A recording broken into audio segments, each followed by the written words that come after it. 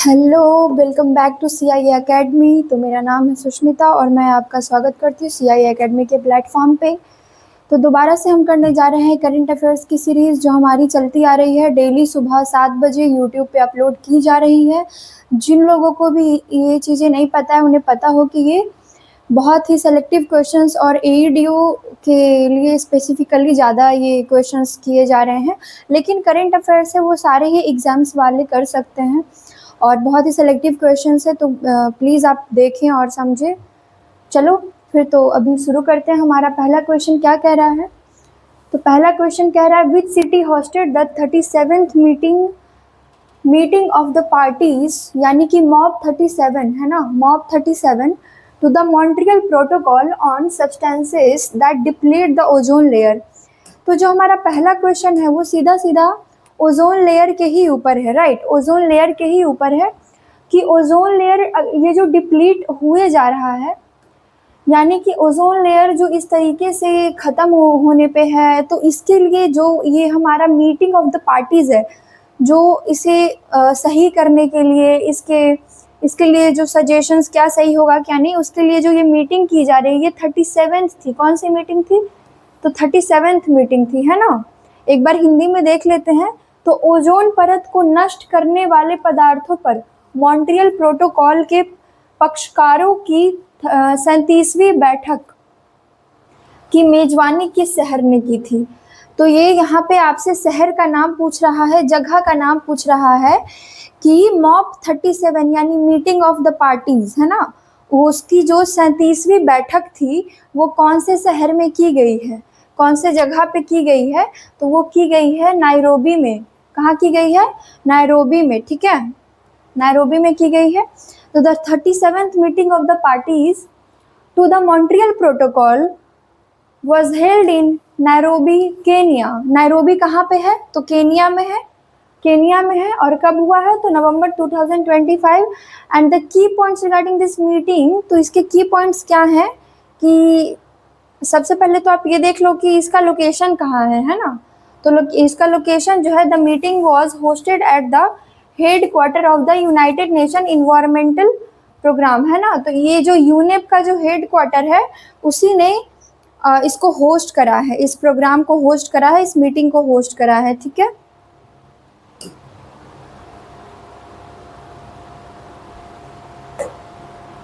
चलो अब इसका ऑब्जेक्टिव क्या हो सकता है? तो सबसे पहले मैंने बताया कि ये ओजोन डिप्लेशन के ऊपर में ये मीटिंग की जाती है कि कौन से ऐसे पदार्थ हैं, ऐसी चीज़ें हैं जिस वजह से डिप्लेशन हुए जा रहा है, नष्ट ओजोन लेयर जो है वो नष्ट हुए जा रहा है। तो उस चीज़ के ऊपर ये मीटिंग की जाती है जिसकी 37वीं बैठक हुई थी। कहाँ पे हुई थी? तो ये हुई थी नैरोबी केनिया में, राइट। और इसका ये जो होस्ट कौन करता है इस मीटिंग को, तो वो हमारा यूनेप के द्वारा किया जा रहा है। अब इसकी ऑब्जेक्टिव क्या हो सकती है? तो सीधी सी बात है, ऑब्जेक्टिव यही होगी ना कि to protect the ozone layer and maximise climate benefits, right. तो ओजोन लेयर को प्रोटेक्ट करने के लिए और क्लाइमेट बेनिफिट्स को बढ़ाने के लिए कि किस तरीके से क्लाइमेट बेनिफिट्स और बढ़ सकते हैं, उसको बढ़ाने के लिए ये बैठक की गई थी। एंड इसको कंट्रोल करने के लिए भी। तो इससे ज़्यादा इसमें कुछ इम्पॉर्टेंट नहीं है, इतना ही इम्पॉर्टेंट है, इतना आप जान जाओगे तो सही है, ठीक है।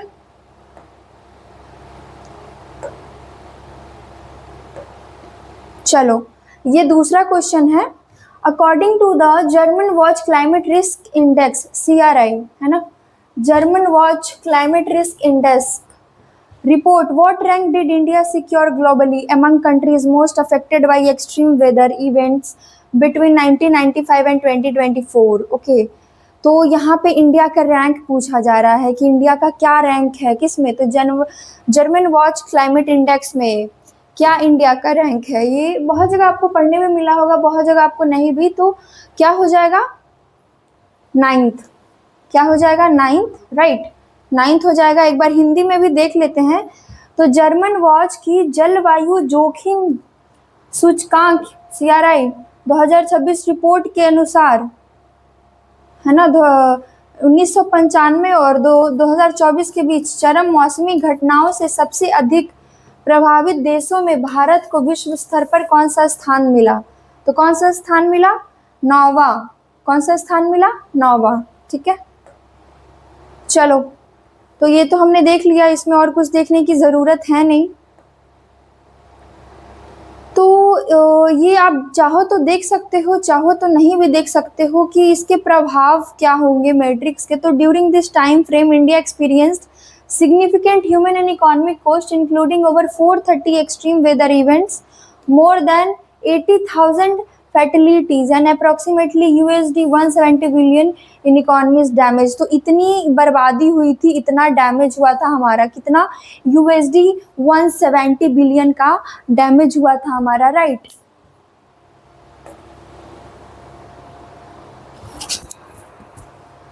चलो ये क्वेश्चन क्या कह रहा है?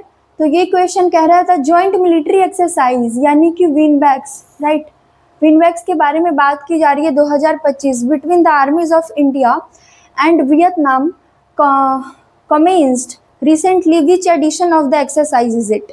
तो ये कौन सा एडिशन था? ये कौन सा? अच्छा, ये क्वेश्चन तो बहुत ही जगह आप लोगों को देखने के लिए मिला होगा ना, बहुत ही जगह देखने के लिए मिला होगा। तो बताइए कौन सा ये होगा, क्या होगा इसका आंसर? जल्दी, क्या पूछ रहा है? विनबैक्स के बारे में पूछ रहा है। इसके बारे में पता है? इसके बारे में कुछ पता है? विनबैक्स के बारे में पूछ रहा है। ये एक जॉइंट मिलिट्री एक्सरसाइज है। क्या है? जॉइंट मिलिट्री एक्सरसाइज है। ये ऐसे क्वेश्चन तो आपको डिफेंस वाले एग्जाम्स में भी पूछे ही जाते हैं।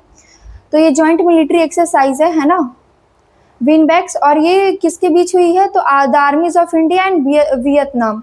किसके बीच? India and Vietnam, armies of India and Vietnam, okay. और ये कौन सा एडिशन था? तो ये 6th एडिशन था। कौन सा एडिशन था? 6th एडिशन था, राइट। चलो, the 2025 edition marks the 6th iteration of the VINBAX military exercise. Location देख ले तो exercise begin on November 11, 2025 in Hanoi, Vietnam. ये आपको याद रखना है, कहाँ पे हुआ है? Hanoi, Vietnam. और कब? तो ये हुआ है 11 नवंबर, ओके। ऑब्जेक्टिव भी देख लेते हैं थोड़ा सा।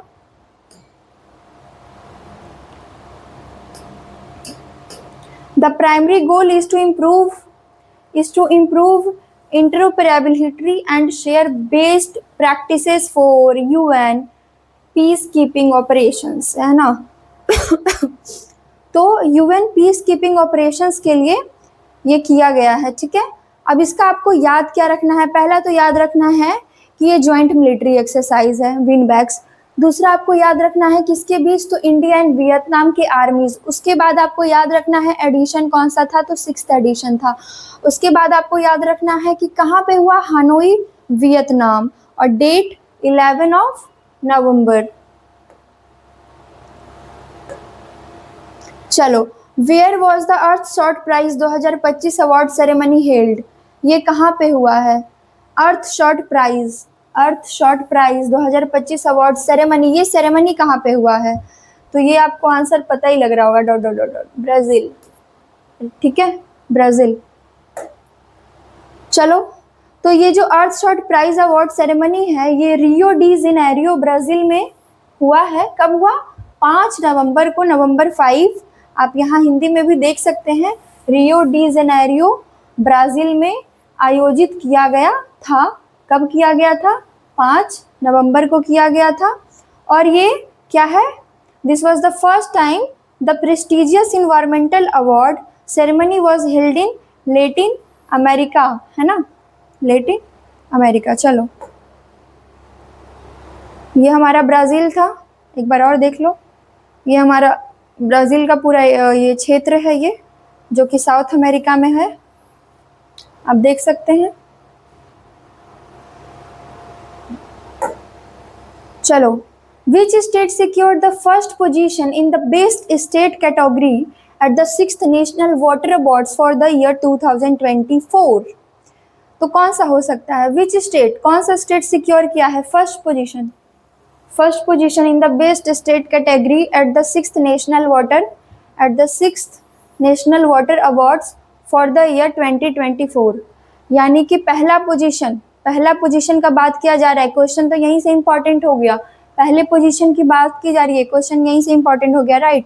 तो क्या बोला जा रहा है कि first position in the best state category, तो कौन हो जाएगा, महाराष्ट्र हो सकता है क्या। तो 6वें राष्ट्रीय जल पुरस्कार में सर्वश्रेष्ठ राज्य श्रेणी के किस राज्य में प्रथम स्थान हासिल किया है, महाराष्ट्र हो जाएगा।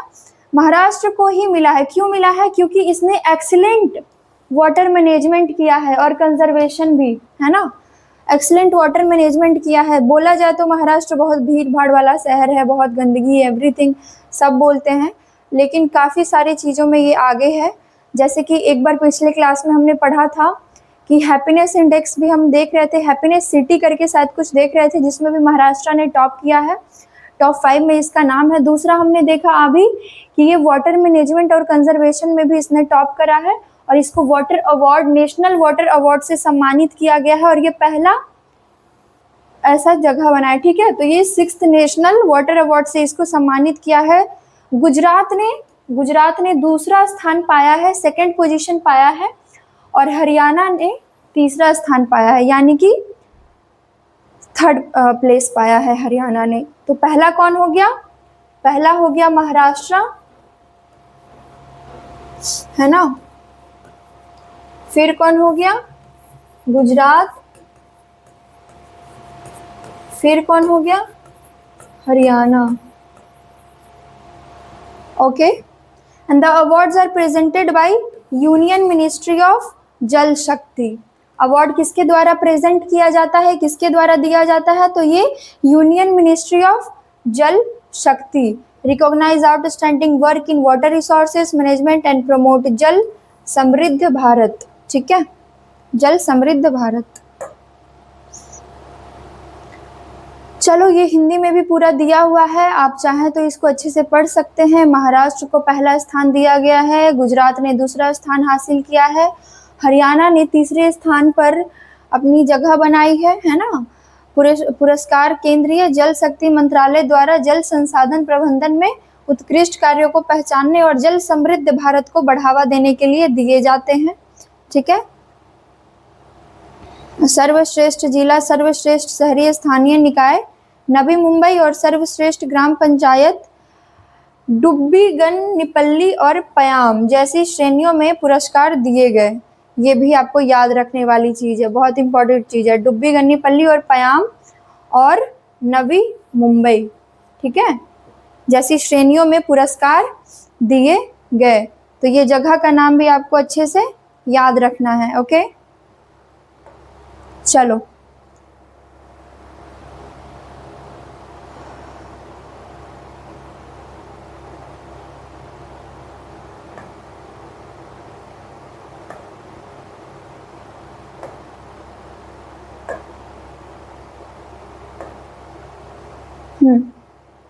When is National Public Service Broadcasting Day celebrated in India every year?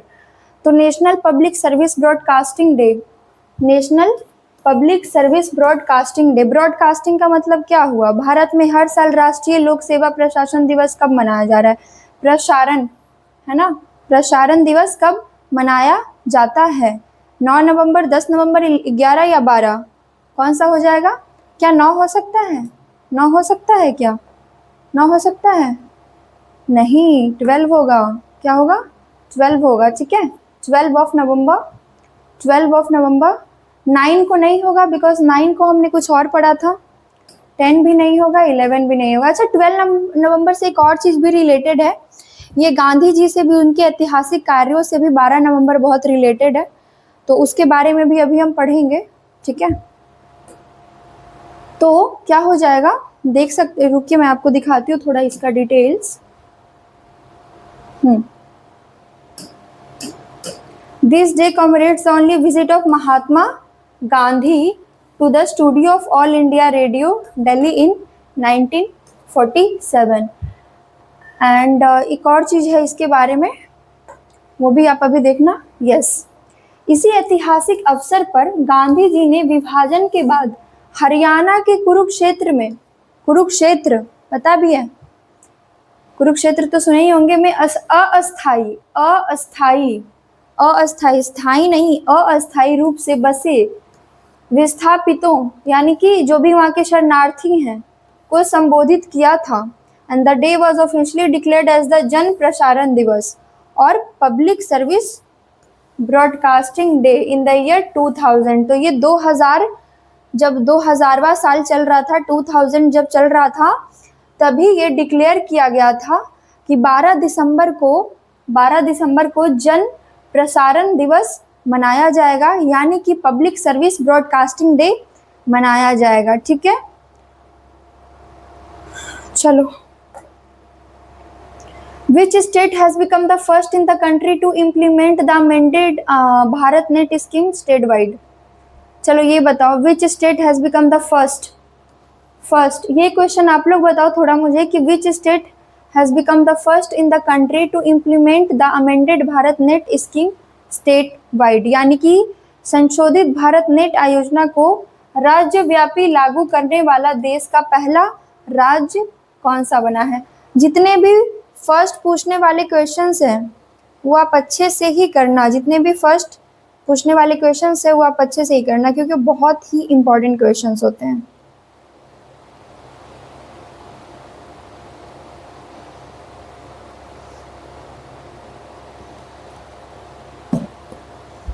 हुआ कुछ पढ़े, समझ में आया कुछ? हाँ, कुछ समझ में आया? क्या पूछ रहा है यहाँ पे? राज्यव्यापी पूछ रहा है, राज्यव्यापी पूछ रहा है, तो क्या हो जाएगा? पंजाब हो जाएगा। चलो, first state has the distinctions of being the first, है ना, being the first state in the country to implement the amended Bharat net scheme across all its area. तो पंजाब को पूरे देश में संशोधित भारत नेट योजना को अपने सभी क्षेत्रों में लागू करने वाला पहला राज्य होने का गौरव प्राप्त है। तो पंजाब ऐसा जगह बना है देश में जिसने इस योजना को अपने सभी क्षेत्रों में लागू किया है और वो एक पहला राज्य बन चुका है। ठीक है, इसका गोल क्या है? इसका गोल क्या है, यानी इसका ऑब्जेक्टिव क्या है, एम क्या है इसका? तो the primary goal of the scheme is to provide high speed broadband internet to all ग्राम पंचायत। तो ये एकदम याद रखना है। अगर क्वेश्चन थोड़ा सा भी डिफिकल्ट बना देता है, ठीक है, अगर क्वेश्चन थोड़ा सा भी डिफिकल्ट बना देता है करंट अफेयर्स के सेंस में बीपीएससी, तो आपसे थोड़ा सा पैटर्न चेंज करेगा तो क्या पूछ सकता है? स्टेटमेंट्स वाले क्वेश्चन पूछ सकता है।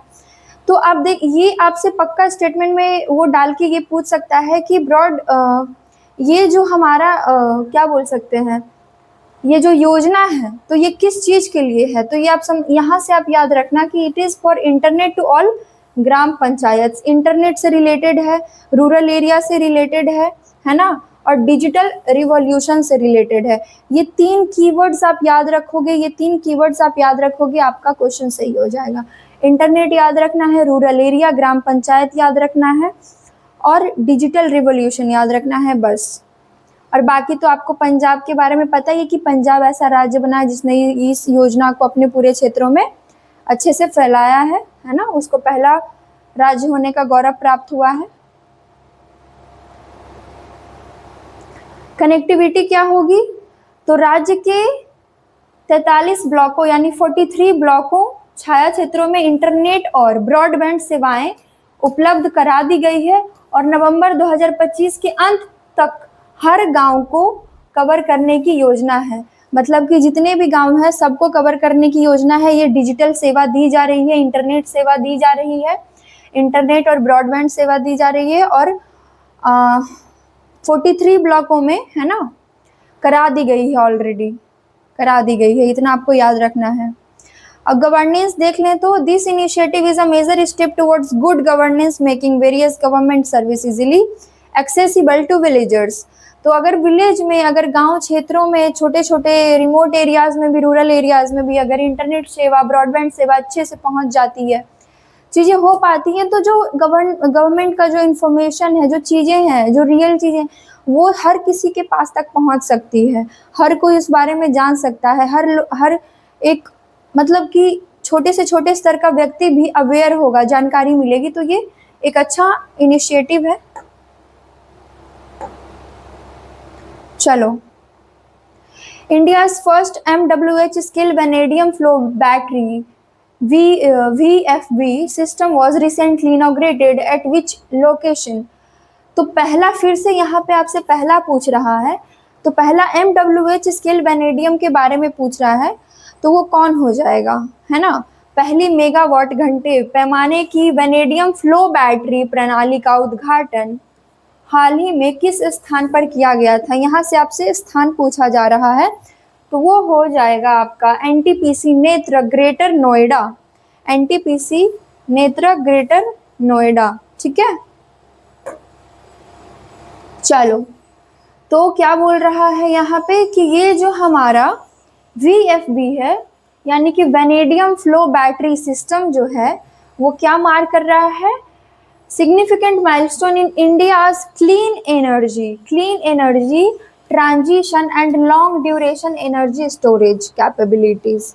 Okay,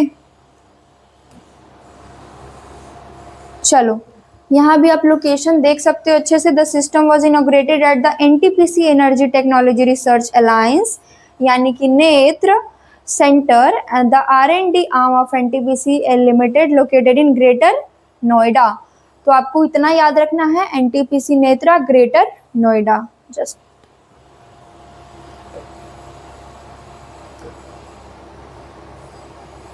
चलो, कैपेसिटी भी इसकी देख लो, थोड़ी जानकारी ले ही लेते हैं। It is a 3 megawatt per hour capacity installation, making it the largest of its kind in India. Okay, and unlike traditional lithium ion batteries that store energy in solid electrodes, VFB technology stores energy in liquid electrolytes। तो जैसे कि पहले traditional हमारा जो था, पहला जो था हमारा ये जो ट्रेडिशनल नियम था हमारा कि लिथियम आयन बैटरीज जो होंगे वो सॉलिड इलेक्ट्रोड्स में एनर्जी को स्टोर करते थे। लेकिन अब क्या होगा कि जो हमारा वैनेडियम फ्लो बैटरी टेक्नोलॉजी जो आया है, वो लिक्विड इलेक्ट्रोलाइट्स में स्टोर करेगा एनर्जी को, ठीक है। और क्या इसमें देख सकते हैं कि containing vanadium ions and this allows for independent scaling of energy capacity and power output. तो वो उसको इंडिपेंडेंट बना रहा है एनर्जी कैपेसिटी में और पावर आउटपुट में। तो ये काफ़ी बढ़िया चीज़ हमने देखा है और हमने पाया है, ठीक है। चलो, which security agency is the real craft portal integrated with for vessel tracking and monitoring। अब ये ट्रैकिंग एंड मॉनिटरिंग से रिलेटेड है, तो इसमें आप देख सकते हो कि इसमें आपको पूरा हिंदी में भी ऑप्शंस दिए हुए हैं और इंग्लिश में भी ऑप्शंस दिए हुए हैं, किसी को परेशानी नहीं होगी, तो इसीलिए आप इसको सॉल्व करो। वैसे भी ये हमारा आज का आखिरी क्वेश्चन है, ये हमारा आज का आखिरी क्वेश्चन है। आप देखो, सॉल्व करो इसको।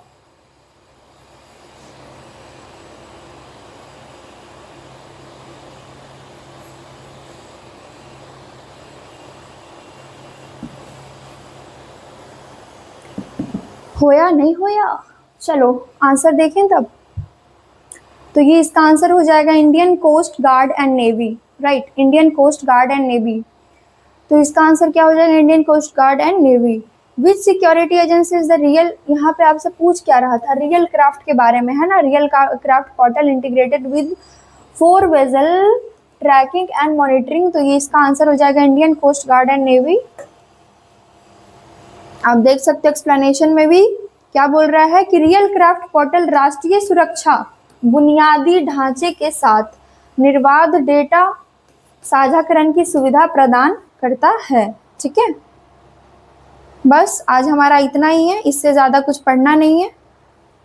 आज का क्लास हम यहीं पे एंड करते हैं करंट अफेयर्स का। फिर हम आएंगे अगले दिन अगले बहुत सारे अच्छे क्वेश्चंस के साथ। ऐसे ही बने रहिए। सुबह 7 बजे यूट्यूब पे अपलोड कर दिया जाता है, आप प्लीज़ देखा करिए इसको। जो भी आपको डाउट्स लग रहे हैं या लग रहा है कि और भी क्वेश्चंस होने चाहिए, और भी किसी टॉपिक से क्वेश्चंस होने चाहिए, आप कमेंट कर सकते हैं कि आपको किस टॉपिक्स पे और भी क्वेश्चंस चाहिए करंट अफेयर्स को छोड़ के। और करंट अफेयर्स में भी लाने ही वाले हैं हम लोग बहुत सारे और भी अलग अलग टॉपिक्स पे, जैसे कि स्पेसिफिकली कर करके। अभी तो हम कंबाइंड दे रहे हैं सारे क्वेश्चंस को, फिर हम स्पेसिफिकली कर करके भी लाएंगे, मंथली सीरीज़ भी लाएंगे। तो अगर आपके पास भी कोई आइडिया है, कुछ है, तो आप कमेंट कर सकते हो बिल्कुल, ठीक है। Thank you, bye, God bless you.